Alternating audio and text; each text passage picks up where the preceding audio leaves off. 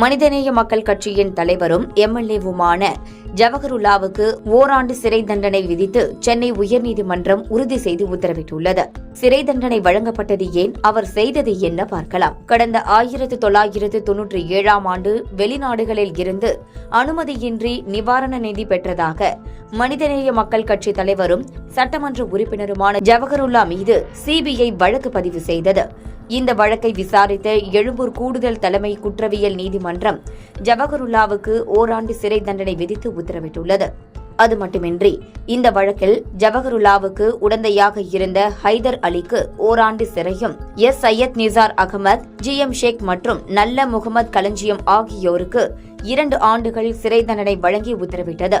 இந்த தண்டனையை எதிர்த்து சென்னை உயர்நீதிமன்றத்தில் ஜவஹருல்லா உள்ளிட்ட 5 பேர் மேல்முறையீடு செய்திருந்த நிலையில் தண்டனைக்கு இடைக்கால தடை விதிக்கப்பட்டது.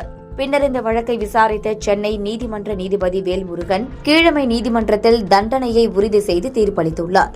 தற்போது ரம்ஜான் நோன்பு காலம் என்பதால் மனுதாரர்கள் தரப்பில் தண்டனையை நிறுத்தி வைக்க வேண்டும் என கோரிக்கை முன்வைக்கப்பட்ட நிலையில் தண்டனையை 1 மாதம் நிறுத்தி வைத்து உத்தரவிட்டுள்ளார்.